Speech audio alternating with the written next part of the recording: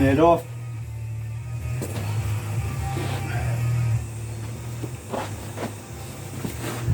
Still going. The duck is back. In my mind, I've done about 3 videos this week I could have done. And this one popped up. This is off my bike.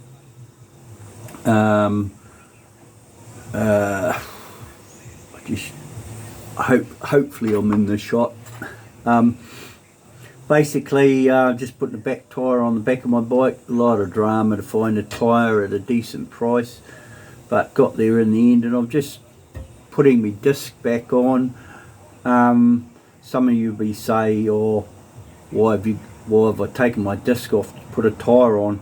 A little bit of information for you. The amount of times that I've taken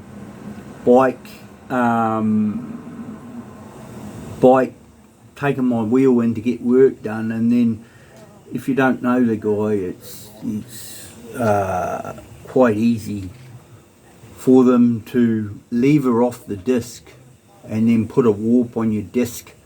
So now I just take it off.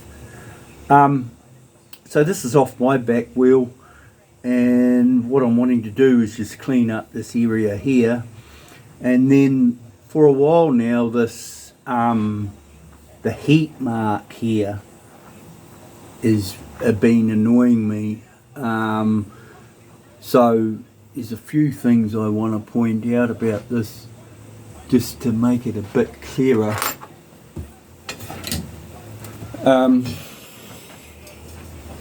So just make sure I'm in the shot. So you can see from here to here where the brake is running, the pads are running, but then from here to here there's an extra line, and that's when I converted the bike from Harley Davidson to P&M brake caliper, right? And you can see here the colour difference, and it's quite a common thing. They get quite hot.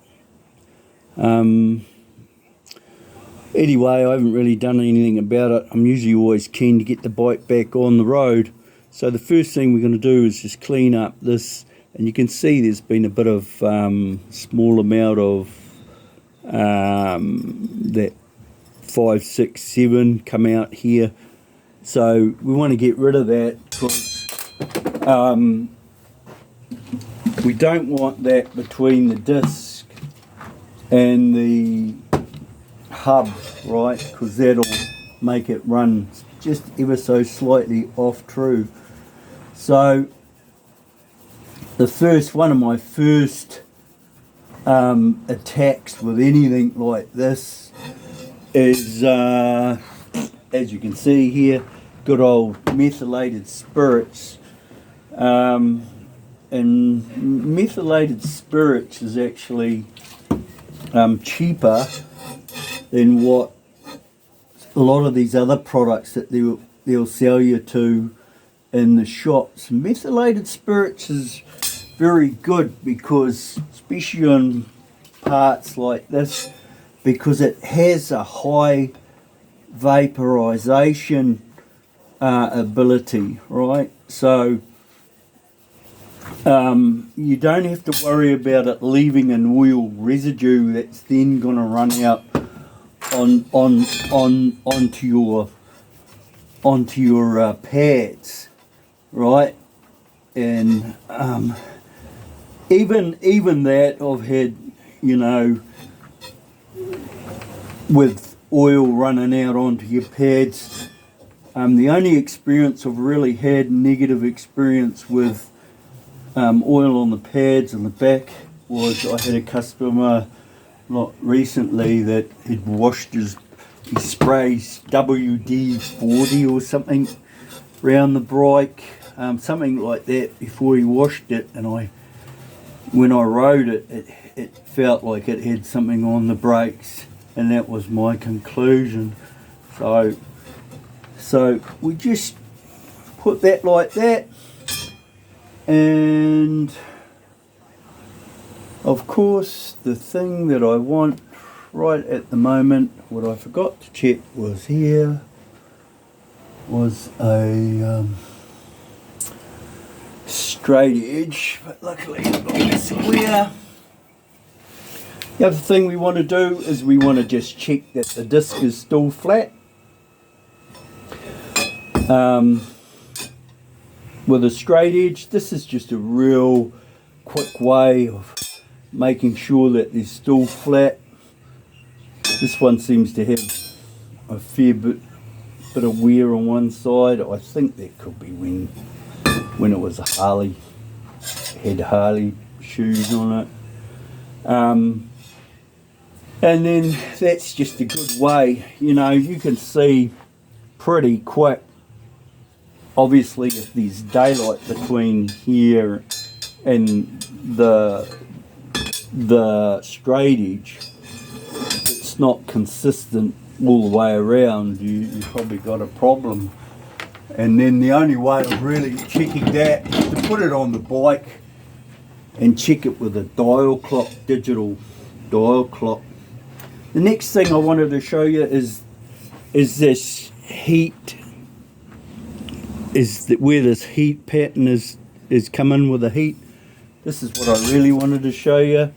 So over here in my amazing organisation system, I have various different wet and dry, and this one I'm using is 1200 wet and dry. I always cut it off so it leaves the number on the back, so if I just want to put it in the drawer and read it again, I know what it is. And this is a really good way of cleaning components like this, and I'll quickly give you a demonstration. I've actually already started it over here, and you can see it's already clean. And you just give it, the thing what I like about this is it's helping getting rid of that old mark from the old brakes as well. And you can't, this is not a super polished, disc. I mean, the ones that's selling at the moment are really, really polished to a high finish like glass. So if you were going to do something like that on a disc like that, you'd want to be doing it with a lot less grit. Right, and you just quickly run around it like that. Wet and dry is also what I use for polishing stuff. I've got one there what goes, so usually I think I got one, normally starts at about 600 grit. These numbers here represent how many little stones or sands are in, I think I think it's square inch or a 10 millimeter square. Can't remember the detail on that, but that's what it represents, right? So the more number here, the real finer it gets. And like you say, this one here is 2000. So if you've got 2000, when you polish with 2000, you can actually see it in your face like a mirror. So if I had a polished disc and I was worrying about that, that's probably what I would use. But anyway, you just scoot around that, and you can see straight away that the heat mark is going, right? So I'll clean that both sides and give it a bit of a rub and a tickle and get on with it. I feel like I'm the video's getting long because I find, the attention span of us all is pretty small. But there is one thing I'd like to touch on again, if I haven't already. So in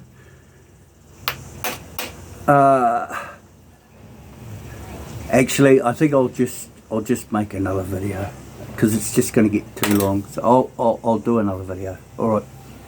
Later.